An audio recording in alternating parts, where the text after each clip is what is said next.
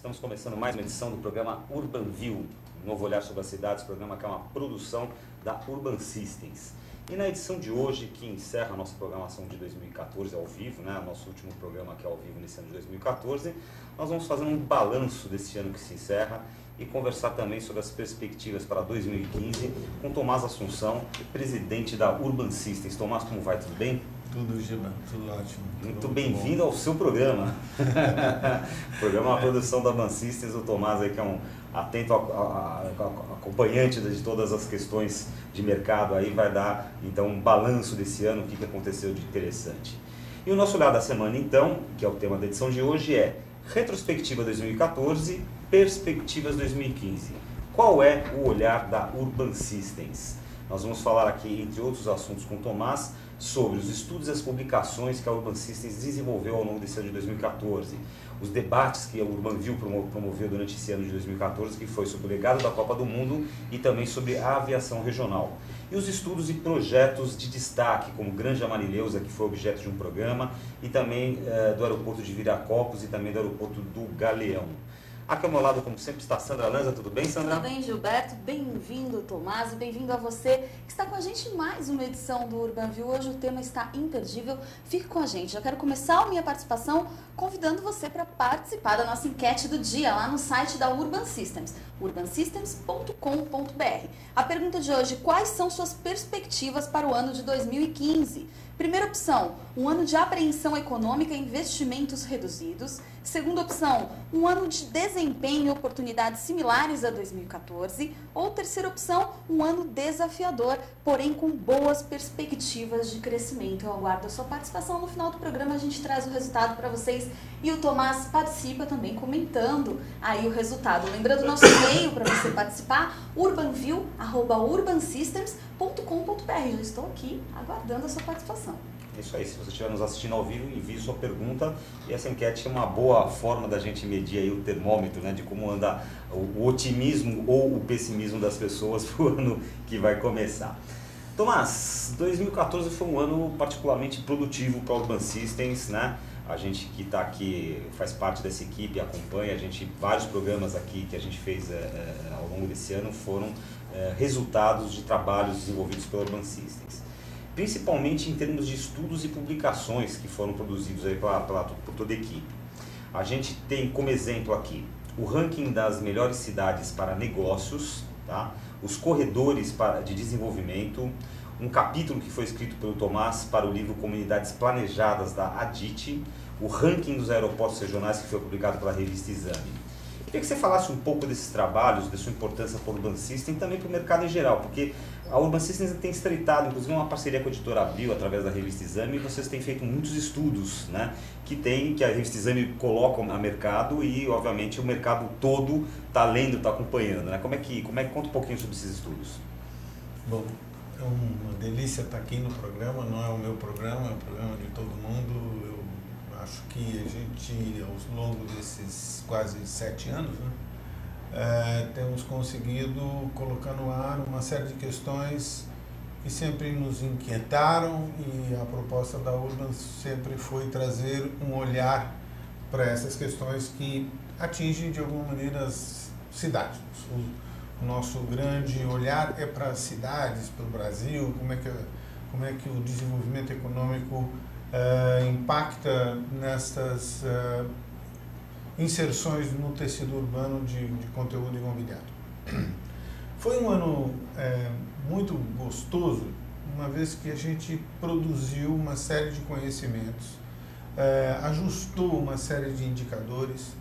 O primeiro grande trabalho foi o trabalho de elencar as 100 melhores cidades para fazer negócio. É o terceiro ano que a gente faz isso aliás, o segundo ano que a gente faz isso com a revista Exame, e já acertamos para fazer 2015, onde todos os indicadores de sustentabilidade, indicadores de desenvolvimento são mapeados, ponderados, e nós produzimos esse ranking. Ele tem servido como orientação para desenvolvimento de negócios, para que a expansão de redes, pessoas que querem fazer negócios em outras cidades, olhem para esse ranking com uma visão macro, sem dúvida alguma, mas porém com alguns indicadores de diretrizes estratégicas para esse desenvolvimento.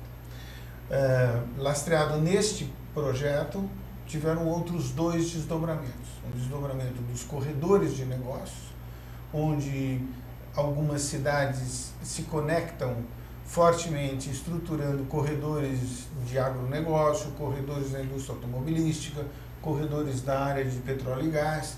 E isto também foi um trabalho já pensando em infraestrutura, que a Urban desenvolveu e também foi muito bem aceito pelo mercado. O mercado teve uma resposta muito grande, onde os trabalhos que nós passamos a produzir e foram fruto dessa comunicação com o mercado e com esta forma de comunicar ao mercado, que é trazer uma visão econômica, trazer um olhar econômico e trazer uma análise de risco para você partir para os seus investimentos com um plano de voo, com um olhar, né? O terceiro passo desta visão de infraestrutura foi o trabalho que nós fizemos para os aeroportos regionais. Fizemos um mapeamento dos 270 aeroportos.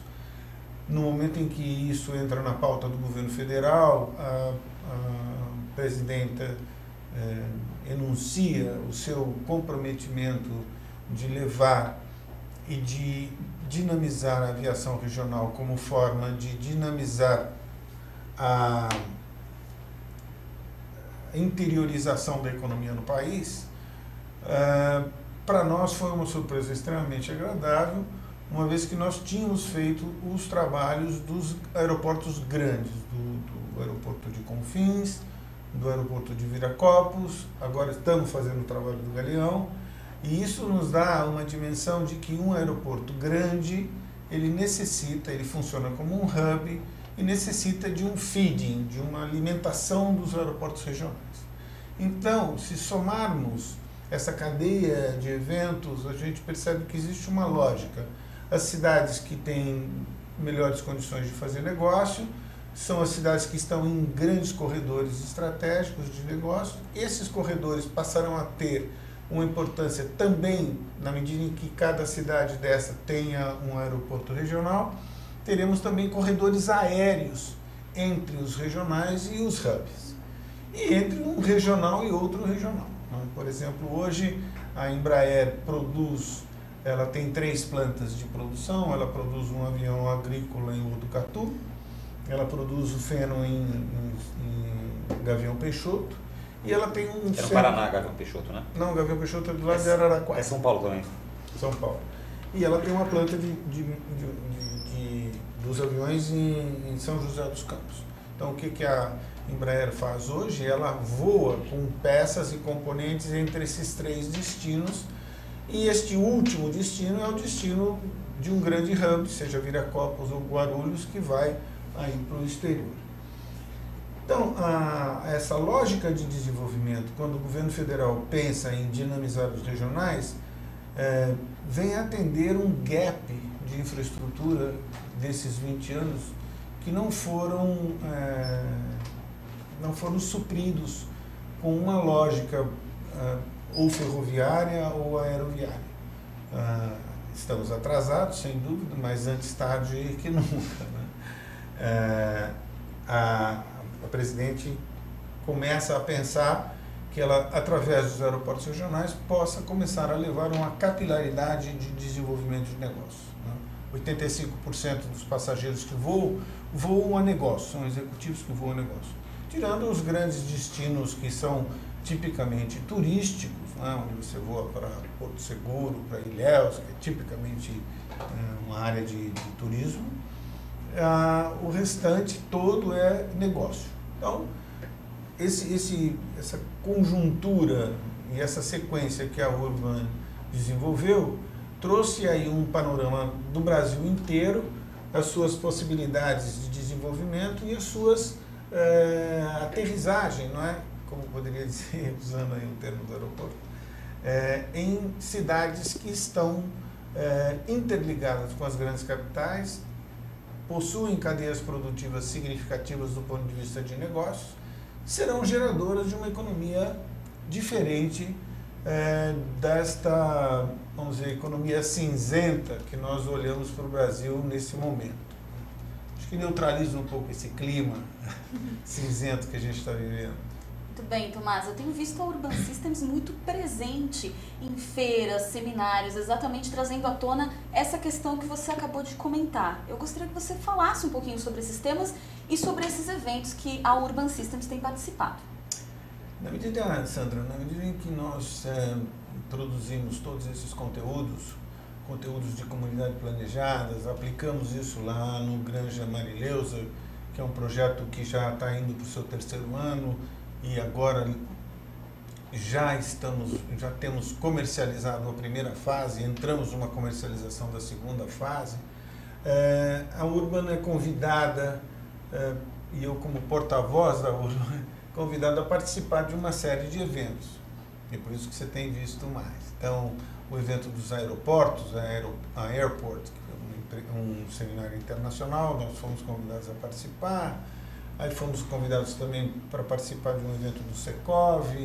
Então, isto nada mais é do que o resultado desta forma de olhar e esta forma de uma certa maneira, provocar o mercado que a Urban tem tido. Incitar, né? Incitar, exatamente. Uma maneira de trazer para o mercado olhares diferentes, maneiras internacionais que estão sendo ajustadas para o mercado nacional pelo trabalho da Urban. Então, é por isso que a gente tem estado mais presente nessas apresentações. E esses estudos também que vocês fizeram para a revista Exame são bastante interessantes porque trazem novidades, né?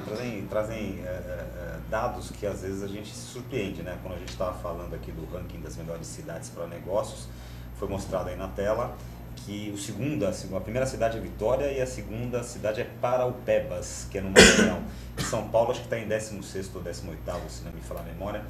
Então é uma curiosidade, porque se você falar para qualquer pessoa normal quais são as melhores cidades para se fazer negócio, o pessoal pensa em São Paulo, que é o grande centro econômico financeiro brasileiro, o Rio de Janeiro também, que é uma grande capital, e de repente está lá Paraupebas em segundo lugar, né? Então traz curiosidades também como essas, né? É que o ranking ele é construído em cima de uma série de indicadores de sustentabilidade. A sustentabilidade, no nosso olhar, no olhar da Urban, a sustentabilidade total nasce na sustentabilidade econômica. É preciso que uma cidade tenha capacidade de gerar emprego, de gerar renda. Essa sustentabilidade econômica e as pessoas que vivem nessa cidade, por que estão empregadas, por que ganham, estão empregadas numa cadeia produtiva que é ascendente, eles vão continuar empregados, vão continuar ganhando dinheiro e eles vão gastar comprando carro, comprando apartamento, no supermercado, e começam a girar a economia local. E isso faz com que a gente tenha um desenvolvimento social também sustentável, e essa ascensão social leva a uma consciência ambiental, de preservação do meio ambiente, preservação do verde e assim por diante. Então, o que são chamados o tripé, e os 3 pilares do desenvolvimento, que é desenvolvimento econômico, social e ambiental, para nós ele nasce no desenvolvimento econômico. E claro, quando nós fazemos esse ranking de sustentabilidade e de economia, você está olhando para 35, 37 fatores de relevância, onde entra qualidade de vida, mobilidade urbana, educação, produção de conhecimento, número de universidades, número de professores formados e tal. Existe uma métrica para isso, existe um peso para isso, e esta métrica e este peso é que elenca cidades que são, às vezes, no ranking geral, elas são aparentemente díspares, porque você pega primeiro qual foi lá que você falou?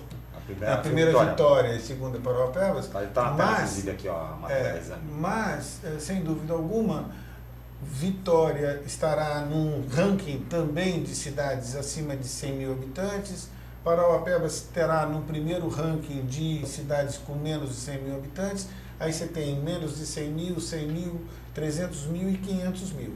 Isso é dividido por região, então tem cidades na região norte, na região sul, sudeste, assim centro-oeste. Então, o ranking ele é extremamente amplo e ele abrange essas questões todas. Quando você vai para o ranking geral, aparece essa aparente discrepância, mas ela não tem. Ela tem uma coerência por conta do tamanho da cidade, aonde ela se situa e assim por diante. Muito bem. Outra participação importante da Urban Systems de 2014 foi, vocês têm estreitado uma relação boa aí com a ADIT Brasil, que é a Associação para o Desenvolvimento Imobiliário e Turístico do Brasil. E vocês lançaram, a ADIT lançou um livro chamado Comunidades Planejadas, e a Urban e você foram responsáveis por um capítulo desse livro. Queria que você contasse um pouquinho também sobre isso para a gente. A ADIT tem tido um papel extremamente importante, já faz tempo que ela tem esse papel, embora ela seja nominada de desenvolvimento imobiliário e turístico, ela acabou congregando no Brasil todos os grandes players e todos os atores, principais atores do desenvolvimento imobiliário brasileiro. Tem produzido seminários na área jurídica, tem produzido seminários na área de comunidades planejadas, tem seminários na área de desenvolvimento administrativo. Então a ADIT tem exercido um papel extremamente gratificante e eu sou muito grato de participar da ADIT e de ter lá no Felipe Cavalcante, seu presidente, muito dinâmico, tem todo o meu apoio e os meus parabéns para ele pelo trabalho que ele tem executado. Neste ano, ela resolveu produzir um livro de comunidades planejadas, uma vez que tivemos também, por conta da descentralização das cidades, esse problema de mobilidade urbana que atacou a maioria das cidades brasileiras, e uma das razões pelas quais esse problema de mobilidade ocorre é que as descentralizações foram feitas de forma monotemática. Se você descentraliza um condomínio de casas, por exemplo, um condomínio do Alphaville, da Cirela, da Cepasa e assim por diante, mas as pessoas somente moram lá e têm que voltar e trabalhar no grande centro. Uma comunidade planejada é exatamente quando eu descentralizo um equilíbrio entre as atividades, um pouco de residência, de comércio, de serviço, de saúde, de educação. E esta comunidade planejada tem favorecido uma redução do caos de mobilidade, uma vez que eu descentralizo uma série de atividades. Como esse tema estava sendo abordado, e como tudo no Brasil, às vezes o nome, as pessoas se apropriam muito rapidamente do nome, mas não do conteúdo, né?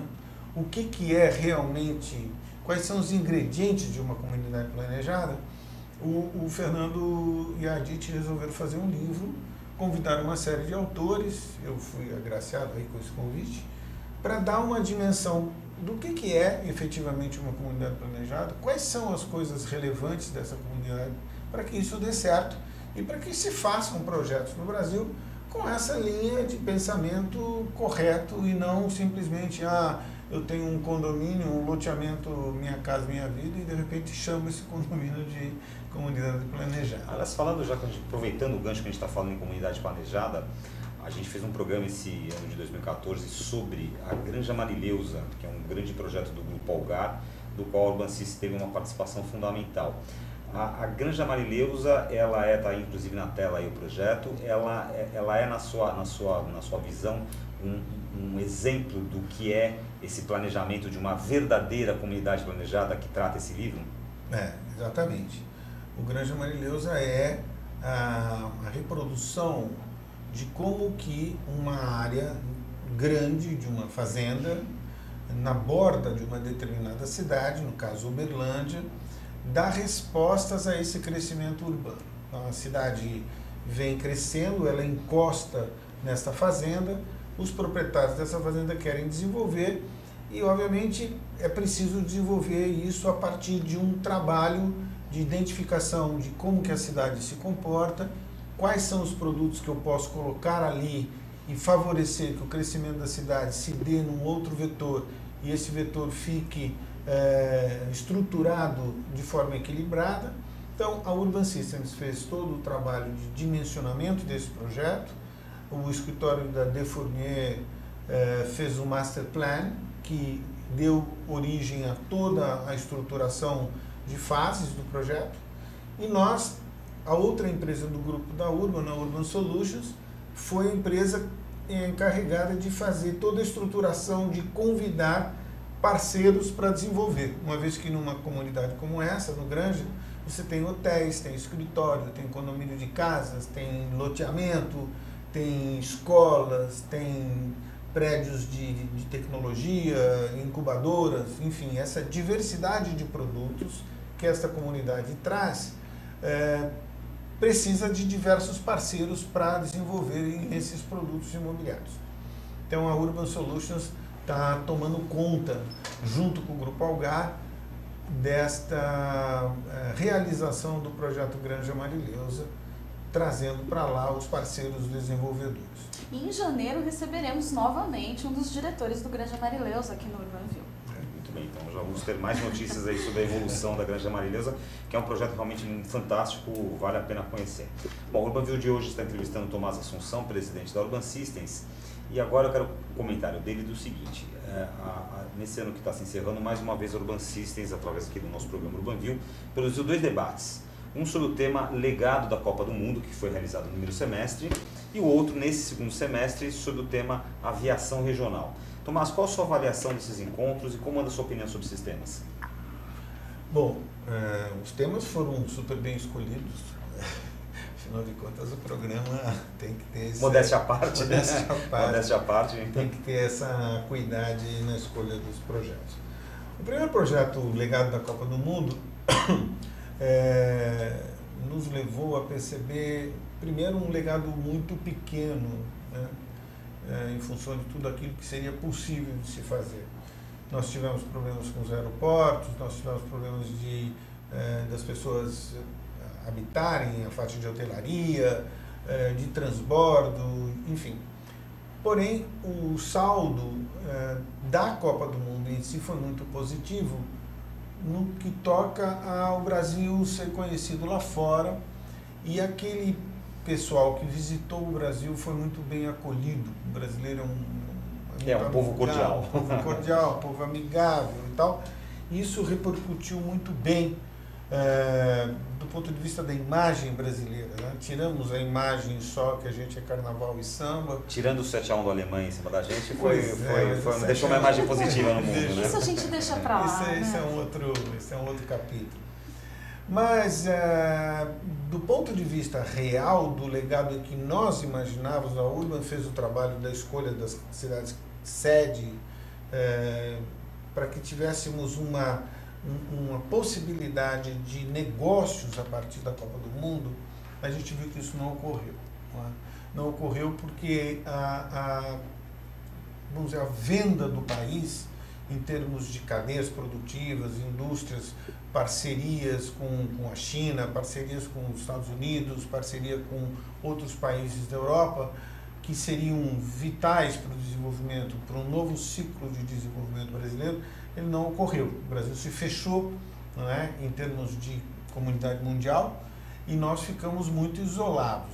Tivemos esse benefício com o legado, mas o legado que se imaginava era a inserção do Brasil na comunidade mundial do ponto de vista de negócios, do ponto de vista de estabelecer parcerias, estabelecer contratos bilaterais, coisa que não ocorreu. Então, para mim, ocorreu uma frustração. No país, no Brasil, a reclamação também foi muito grande, porque com esta imagem que ia dar tudo muito errado, as pessoas saíram, algumas coisas geraram um certo caos, então o comércio parou, não houve venda do jeito que se imaginava. Do ponto de vista econômico, de performance econômica, a Copa do Mundo, na verdade, muito mais atrapalhou o desempenho da nossa economia do que ajudou. Exatamente. Existe uma reclamação unânime do pessoal da hotelaria, do pessoal do comércio e serviços, do pessoal do transporte. O país parou, na verdade, né? Então, esse legado não foi correto.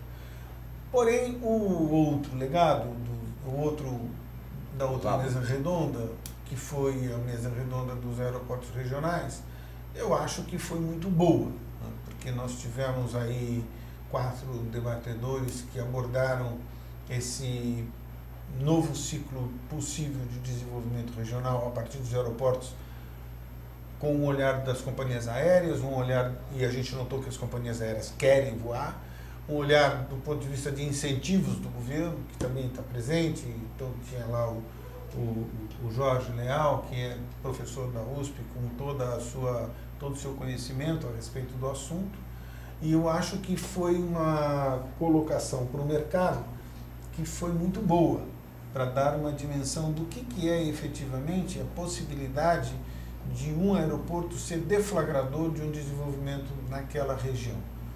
O tratamento que está sendo dado para os aeroportos regionais é exatamente a mesma lógica que foi aplicada nos grandes hubs. É uma lógica econômica e não só uma lógica de passageiro e voo. Você tem que ter cargas, você tem que ter receitas acessórias, enfim. Os aeroportos regionais passarão por uma leitura muito semelhante àquela que foi aplicada aos grandes aeroportos. E com isso despertaram o interesse da iniciativa privada de fazer parcerias público-privada com municípios que serão municípios dinâmicos e com um grande potencial de desenvolvimento.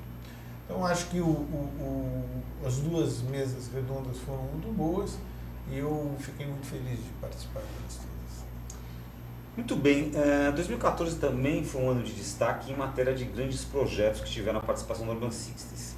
Entre eles, a gente já falou, que é a Granja Marileusa, mas a gente também listou aqui estudos para o aeroporto de Viracopos, do aeroporto de Galeão, que está atualmente em desenvolvimento, o Sebrae no Porto Maravilha, né? Sim. A Lagoa dos Ingleses e São Martinho. Queria que você desse um overview desses projetos, o que eles representam, qual o papel que a Urban tem desempenhado dentro desses projetos. O projeto dos aeroportos é um compromisso que a gente já há 3 anos atrás, quando começamos a estudar os aeroportos a partir do trabalho que fomos convidados pelas consultorias internacionais para trabalhar no aeroporto de Confins, a partir de lá eu tive o prazer de conhecer o John Cassarda, que é um pensador dessa coisa do aeroporto, e trouxe para o Brasil e para o mundo um olhar do que ele chamou de aerotrópole, que é uma cidade-aeroporto, onde o pensamento para o aeroporto passa a ser um pensamento econômico e um pensamento de conectividade entre as atividades produtivas no mundo, e ele fez isso com muita maestria. Nós trabalhamos juntos lá em Confins. A partir de Confins, a Urban fez uma releitura desse processo para um ajuste dessa metodologia para a dinâmica e para o tamanho e a escala brasileira e também a escala dos regionais. Então, esse trabalho de Viracopos, que agora está se repetindo em Galeão, serviram para mapear as possibilidades de desenvolvimento econômico que um aeroporto traz. Atividades geradoras de receita e renda dentro do aeroporto, dentro do sítio aeroportuário e fora do aeroporto, nas imediações, em cidades conectadas com aquele aeroporto. Então, a dimensão econômica ela é muito maior que a dimensão geográfica simplesmente do sítio aeroportuário. Então, essa foi uma metodologia que a gente aplicou e estamos aplicando nos outros aeroportos também. O trabalho do Sebrae nos deu também uma satisfação muito grande, uma vez que o Sebrae se preocupou com uma intervenção que está ocorrendo hoje no Porto Maravilha, transformando aquela área num novo bairro do Rio de Janeiro, porém com uma política de desenvolvimento lastreada numa operação urbana, onde o valor do CEPAC, que são os certificados de potencial adicional construtivo, esse valor ficou muito alto e as empresas que têm dinheiro para comprar vão desenvolver produtos de um alto valor de venda, escritórios, lajes corporativas.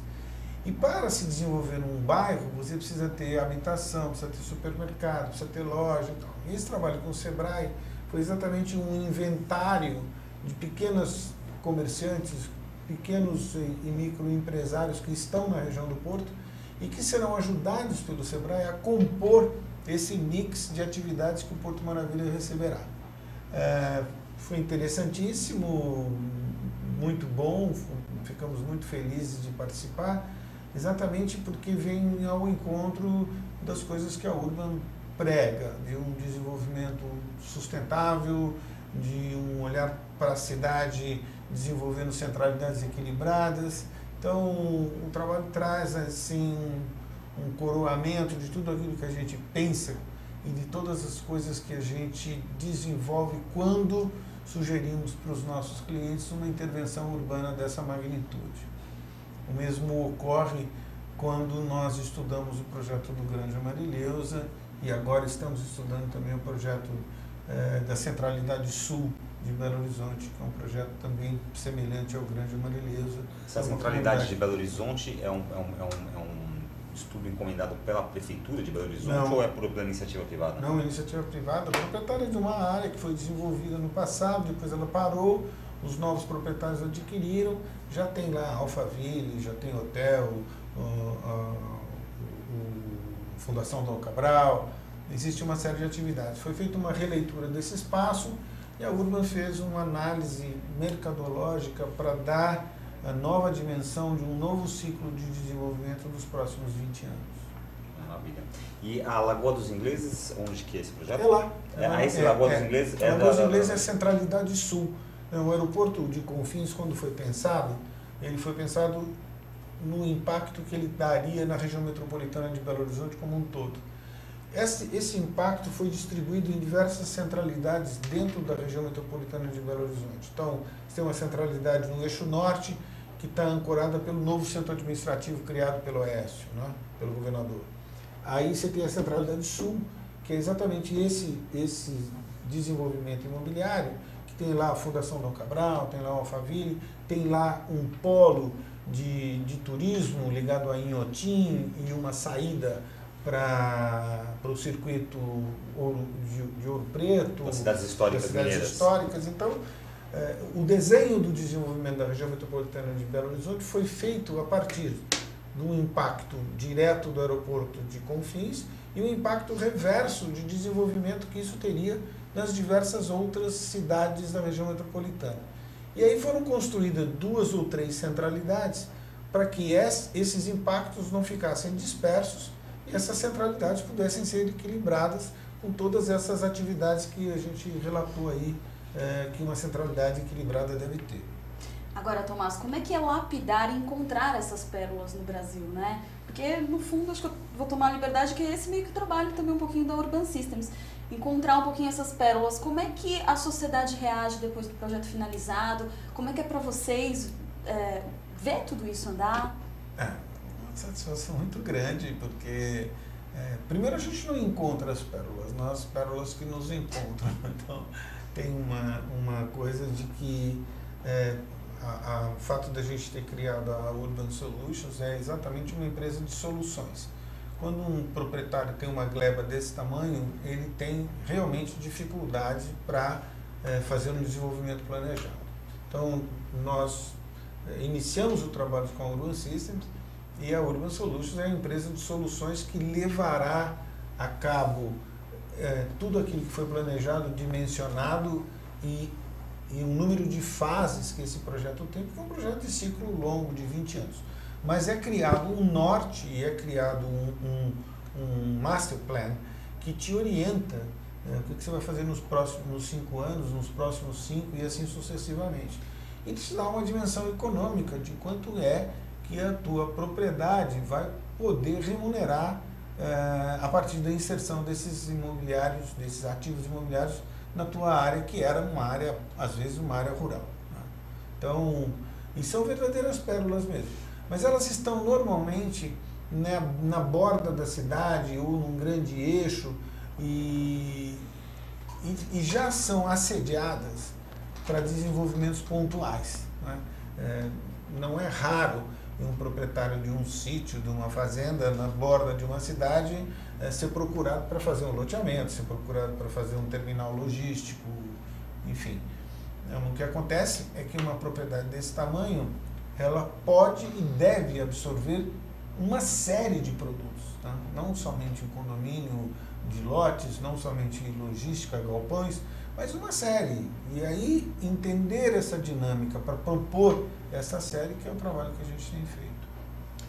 Muito bem, estamos entrevistando no programa de hoje Tomás Assunção, presidente da Urban Systems, e é chegada, a gente está aqui fazendo revendo aí pontos de destaque de 2014, e é chegada a hora da gente olhar também um pouquinho para 2015. Tomás, de maneira geral, né, generalizada, 2014 foi um ano conturbado, né? As pessoas, de maneira geral, reclamam de 2014 em função de uma série de coisas que falamos aqui. Copa do Mundo, né? Tivemos aí a campanha eleitoral, uma campanha complexa, pesada, que também trouxe uma certa insegurança econômica. A gente tem problemas aí sérios por caso, por exemplo, do escândalo da Petrobras. Tudo isso cria uma certa apreensão, né, do mercado em relação ao desempenho da economia. E isso é uma avaliação minha. A própria condução da política econômica pelo governo Dilma Rousseff foi uma condução que não, digamos assim, não agradou aos mercados, né? Você mesmo estava falando da inserção do Brasil no mercado global, mundial, né? Grandes parceiros, e o Brasil parece preferir negociar com Cuba e pequenos países africanos, né? Então, existe um certo, que eu percebo, um certo pessimismo, uma certa apreensão em relação a 2015. Apesar disso, muita gente trabalhou em 2014, ganhou dinheiro, foram feitos projetos, você mesmo citou o Granja Marileus aí, que está sendo um sucesso comprovado, né? Fiquei sabendo que alguns dos empreendimentos ali foram vendidos, inclusive em 72 horas, vendeu 80 e tantos %. Quer dizer, existe sempre aquela dicotomia, um Brasil que caminha, que trabalha, que dá certo, né? Que é sério, que quer investir, que quer melhorar, e um Brasil que parece que patina, que vai para trás. Nesse caldo todo, né? Como é que você avalia aí as perspectivas para 2015? Bom, 2014 foi conturbado realmente, por conta dessas coisas que você elencou, inclusive a avaliação da performance do governo e a eleição, que foi uma eleição que mostra que 50% do país não está satisfeito e 50% está satisfeito. Agora, eu não sou economista, minha análise é uma análise leiga de um empresário que tem que estar atento às questões econômicas, mas eu não sou um economista. O que eu tenho é um estado de atenção e olhar para sinais que o país tem e recebe, e como eu viajo muito também, eu tenho um olhar de fora do Brasil que olha para o Brasil com olhares de que quando que esse gigante vai despertar e como que eu posso conversar com esse gigante nas bases de uma economia global. O cenário que a gente vê para 2015, ele obviamente está muito pautado nesse caldo complicado de 2014, principalmente por conta do fato da eleição não ter sido uma eleição tranquila, assim, né? Não é? E também de ter esse grau de descontentamento de quase 50% da população.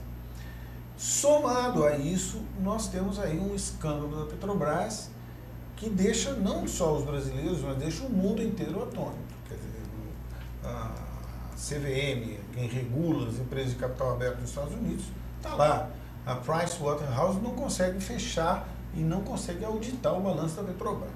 Então, esse grau de insegurança reflete, sem dúvida alguma, na economia e no mercado, e o mercado para e fica esperando que tenha algum sinal e algum direcionamento num eixo novo que foi parcialmente sinalizado pela nova equipe econômica, mas a nova equipe econômica já dá um primeiro sinal dizendo, bom, vocês pensavam que a gente ia crescer 2,8%, 3%, vamos crescer 0,8%.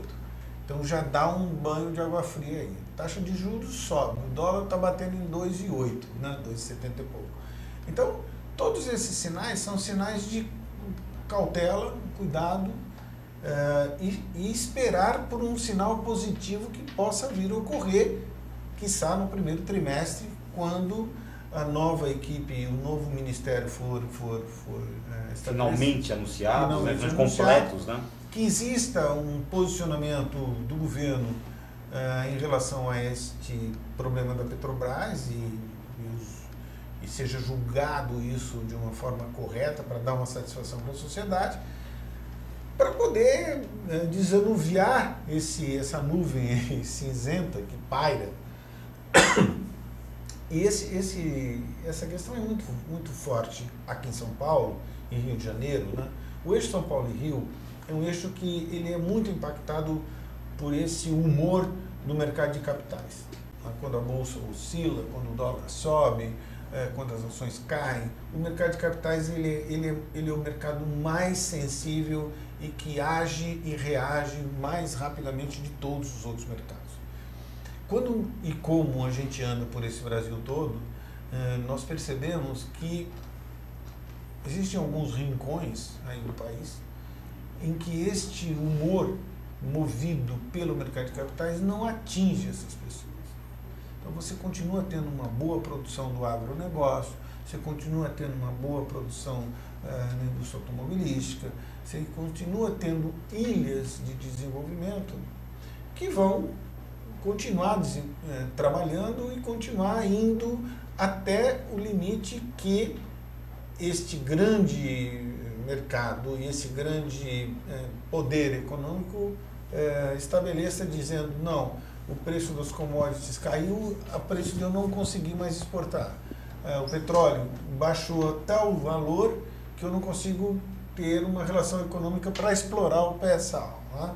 Então, tem indicadores de baixa, porém é possível de reverter se tivermos sinais de que o trem voltou para os trilhos. Né? Hoje que a gente tem a sensação de um trem descarrilhado. Sinais dos agentes, todos com você se relaciona, que você pesquisa, que você conversa, você tem percebido sinais de que há uma tendência do governo voltar para os trilhos, colocar o nosso transatlântico num rumo um pouco mais correto, ou isso ainda está muito dúbio, está muito sem certeza, digamos assim?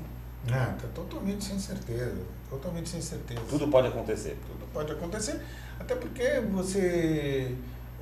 esse problema da Petrobras é um problema que é meio, segundo algumas fontes, é a ponta do iceberg. Né? Nós temos ainda que ver problemas do BNDES, temos o setor elétrico, tem um monte de coisa que não apareceu ainda e que vão aparecer no decorrer do tempo, uma vez que acho que a população brasileira está inquieta e merece uma satisfação desses eventos todos. Né? Agora, eu tenho visto algumas análises que,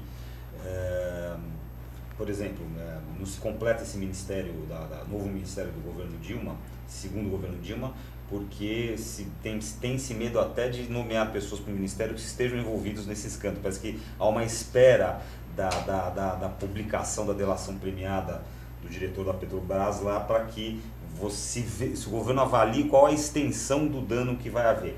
A pergunta que eu quero colocar é o seguinte: se esse processo, não só de Petrobras, como de outros lados desse iceberg começarem a pipocar na mídia, criando uma situação de enfraquecimento do governo, a gente pode ter aí um reflexo sério uma paralisação na economia? Pode ter.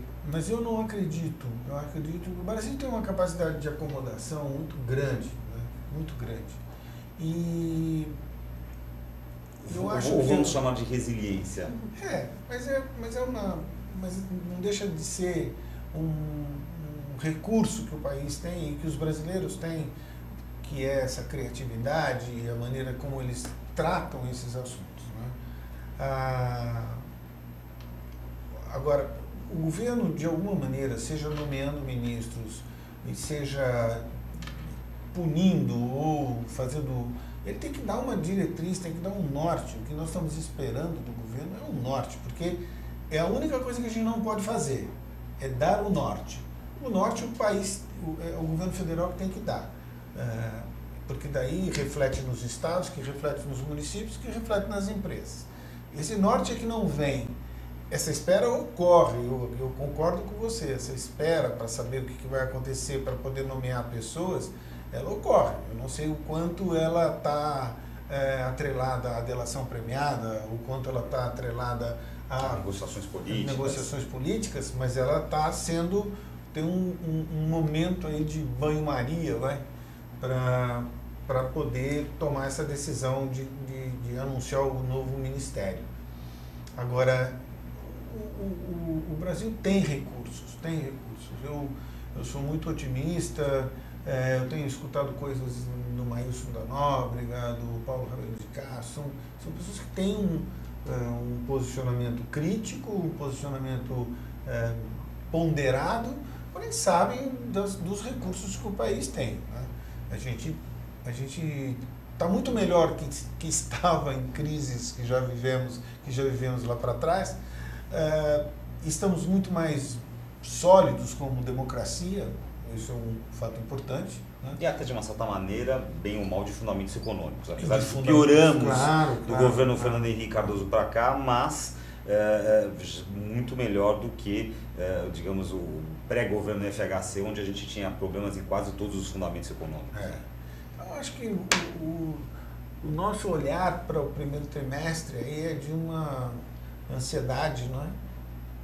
Para que esse norte seja dado, algumas diretrizes estratégicas sejam apontadas pelo governo na nomeação dos seus ministros, né? Da mesma maneira que nomeou um ministro da Fazenda, da Economia que já organizou o nosso pensamento, né? Tirando aquela coisa meio, vamos crescer 2%, a inflação não, deu dimensões reais, deu dimensões plausíveis e factíveis para tranquilizar um pouco o empresariado. O Banco Central está agindo forte, tentando segurar, diminuir a desvalorização do real. Então tem atitudes que, se você olhar, elas estão começando a sinalizar que estão começando a botar o navio na nova rota. Mas ainda é muito pouco, precisa de muito mais.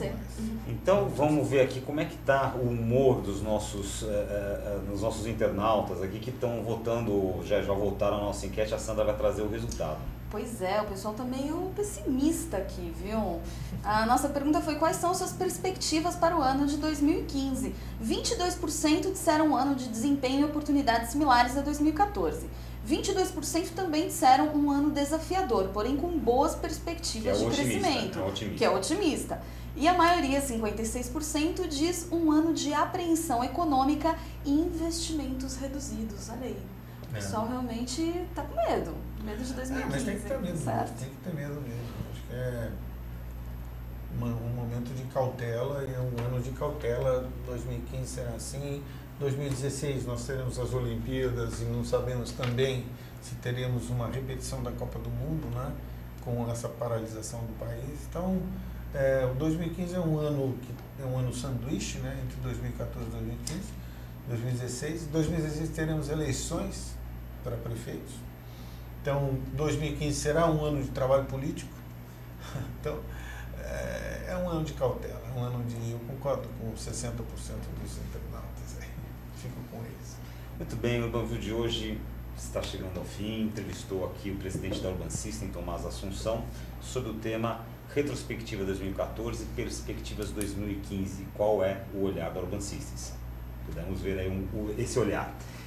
Bom, nós voltamos em 2015, agora no dia 7 de janeiro, ainda não ao vivo. Nós vamos ter no dia 7 de janeiro a reapresentação do debate sobre aviação regional, que foi um tremendo debate, um tema muito interessante.